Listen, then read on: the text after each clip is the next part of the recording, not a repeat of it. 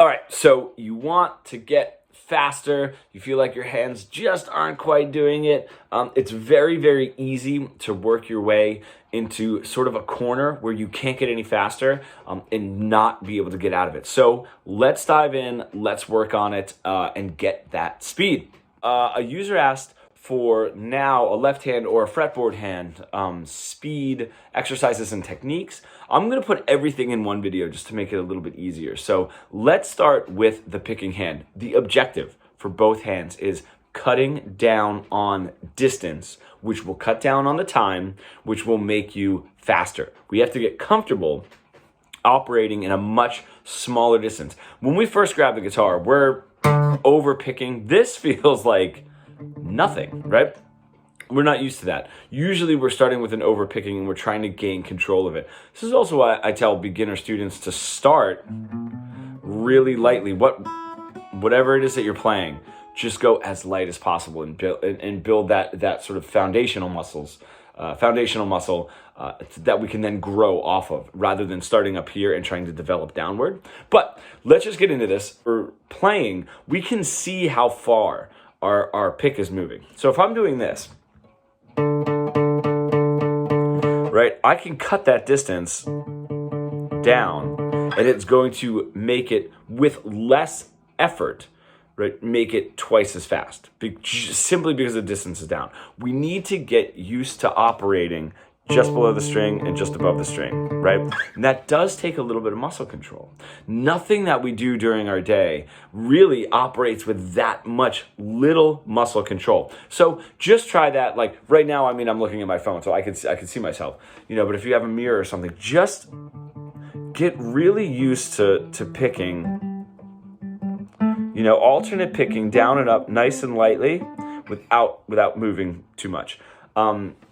And then some great exercises. The exercises that I really liked with that is, this one is a little bit strange, but it does really, really help with pick control, okay? Is if you we want the pick, right? The pick is laying flat on the string. You want it curved up just a little bit, and it does not need to dig into the string. The further it digs in, the more of that clanky sort of sound that we're gonna get. So just let it glide right over, okay? Sometimes, if that's a little bit tricky, I'll have a student use one of the other sides of the pick, right? It gives you a little bit of that sort of sound, but it does get used to not having the feeling of the pick digging too far into the string, okay? Another great thing to do is if we move up here over the fretboard, all right, it can't dig in that far, especially if I go up here, I'll put my finger on the 10th fret, and then I'm sort of picking, up here,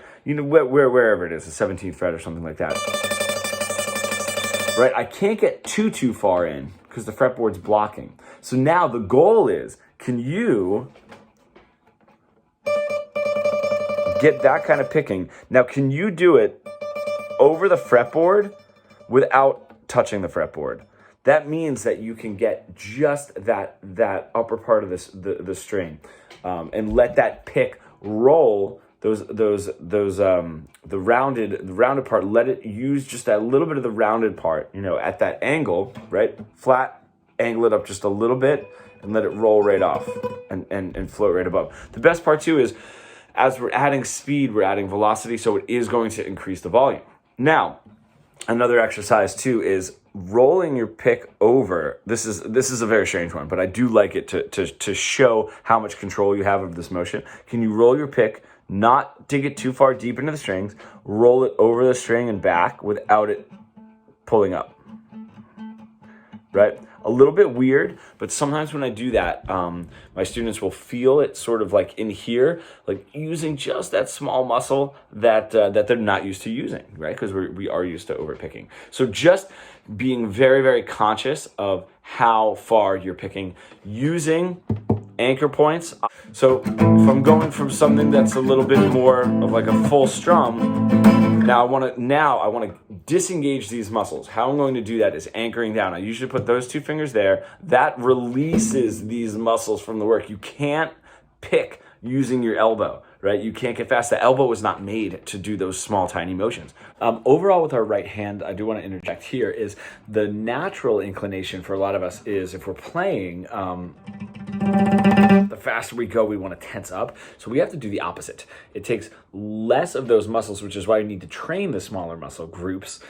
It takes less muscle in those smaller muscle groups to get faster. Now, if I were to do something like this, right, I can really dig in. Sometimes when I'm doing that in a solo and I, excuse me, I want to do a fast run, I sort of reset myself and then, sort of approach it a little bit differently. And again, the visual that I always use is sort of like this going hollow, and just using these, techniques to get everything down to the bare minimum. We're training those smaller muscles, which those are the muscles that we need to get the speed, not the bigger ones that are used to make bigger motions. We got to anchor a little bit. So what I do, and some people might not like this technique, but once I throw my fingers right there, it disengages these. I almost act like this is hollow, right? I don't want to use those muscles.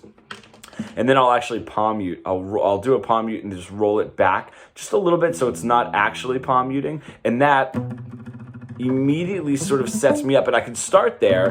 And then if I want to add a little bit more volume, I can, but at least I'm sort of starting it at that bottom zero foundation and then building up from there. So that's how I do that. Let's talk about our left hand now. My favorite exercise, and if anyone has been watching my stuff on Instagram especially, I do talk about this exercise a lot. And it's our simple, once you're warmed up, you've got your, your chromatics sort of up and down. We have to train the fingers to stay close, okay? So just like this, right, is way different than this, right? We've got to do this. We've got to get those fingers not to pop up too much. So 1, 2, 3, 4, take a breath. Go nice and easy, and just one string at a time. Don't move those fingers, okay? Don't worry about the speed. And the only, if you're doing that, and that's really difficult, the only reason that I can add a little bit of speed to that is because this is my favorite exercise.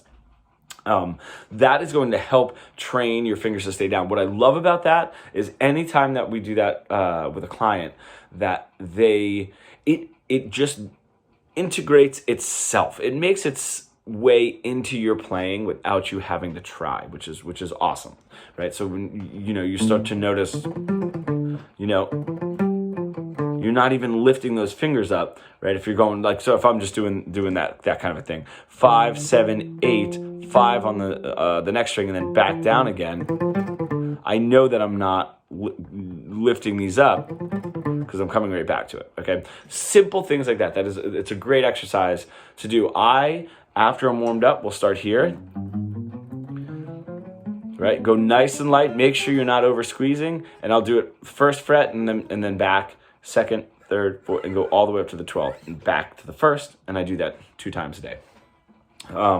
When you're doing that exercise, you're going to want to over squeeze because you're not used to trying to leave your fingers down during that chromatic exercise. So you really want to make sure that you're sort of taking a breath and able to do this very relaxed. The only way that you're going to be able to play fast is relaxed. So that's a little bit more of a release exercise, okay? If we talk about strength building, which we do want to build strength, we don't want to get too tense when we're building strength, but we do need strength there that we can sort of tap into to get the speed. Is I take whatever it is, a piece of paper, fold it up a bunch, go right under the strings, raises the action up, and I'll just do the same, or just my regular 1, 2, 3, 4s where I'm sort of lifting up, right? And that'll create that little bit more tension, a little bit more squeeze in there. That'll give me that sort of strength building. So there's our strength and release, sort